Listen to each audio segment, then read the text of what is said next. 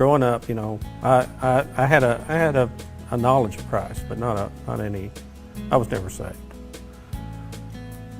Barb and I met Barb in 1984, and we started dating, and we dated for 4 years and got married in 1988. Then we moved to Tulsa, Oklahoma, so I could go to school. And from there, we moved to Tupelo, Mississippi. And it's in Tupelo where we got saved. Barbara was saved first, and as a result of her being saved is why I was saved. She, well, maybe you need to tell.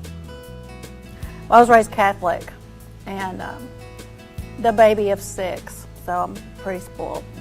Mike keeps me spoiled, it's good. But we partied a lot when we were dating, and drinking wasn't really a bad thing to me because I had grown up around it. It just really wasn't a big deal. And we got, like he said, we got married and moved away, and fell like right back in the party scene with a new group of friends. He went to college in Alabama, and we lived in Tupelo because there was nothing in that town but that college. Yeah, the Walmart closed at 7, so there wasn't any opportunity for me to live there. So I commuted to Hamilton from Tupelo. One day, a girl I was working with, I asked her if there was a free pregnancy place, and she told me the name of it, and the name of it is Save a Life of Tupelo. And I went, and my test that day was negative, but the lady that gave me the test showed an abortion film.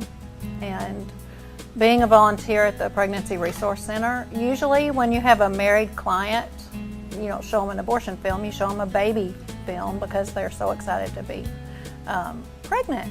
So that was such a God thing for me that they showed an abortion film, because 4 years earlier we aborted our first baby. So anyway, all I could think about for the next 3 days was that film, and they had given me a card with a hotline number on it, and they said, if you ever want to talk to us, call this number, anytime.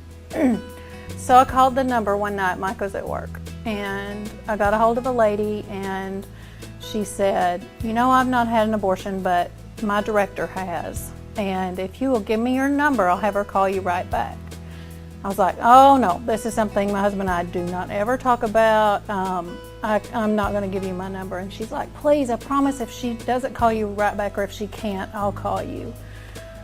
And I just really didn't want to give my number, but I did, and that was really another God thing. And anyway, we hung up, and the phone rang right away, and I don't remember much of the conversation except I was just crying, and I said, I'm tired of hurting, and can you help me? And the lady was like, yes, will you come up here and meet with me tomorrow night, and bring your husband, he can talk to my husband while you and I visit. I'm like, no, you just don't understand. If we ever bring this up, we're fighting, and it's just not a good situation. And she said, I'm going to pray about this, and I'm going to hang up, and I'll see you tomorrow night. And this lady hung up. And so I was like pacing the floor and so worried, and did not want to face Mike when he got off work that night. But anyway, he came through the door, and I was up, which was a never. And he said, why are you still up? And I said, because I'm tired of hurting from the abortion, and I talked to a lady tonight that said she can help us through this. And I said, will you go with me tomorrow night and talk to her husband while I talk to this lady? And he said, sure.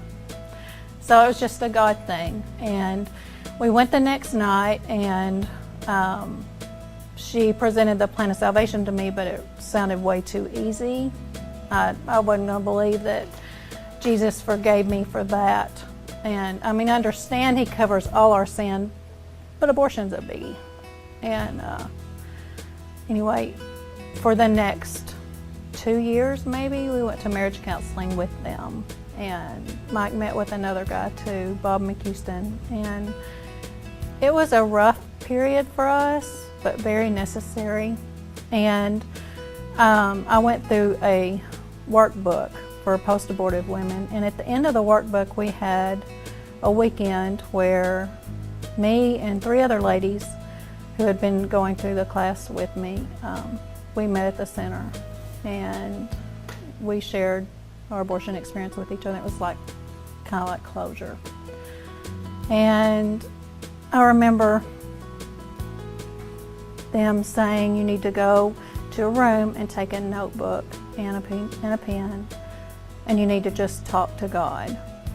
And I've done this Bible study, okay, for like 6 or 9 months. I've answered every question I'm supposed to. But now it's just me and God in this notepad. And I remember shutting that door, and I just fell to the floor, and I just wept, and I'm just like, God, I want to believe you. I want to believe that we can get past this. And if you want to call that asking Jesus into my heart, it did. It took.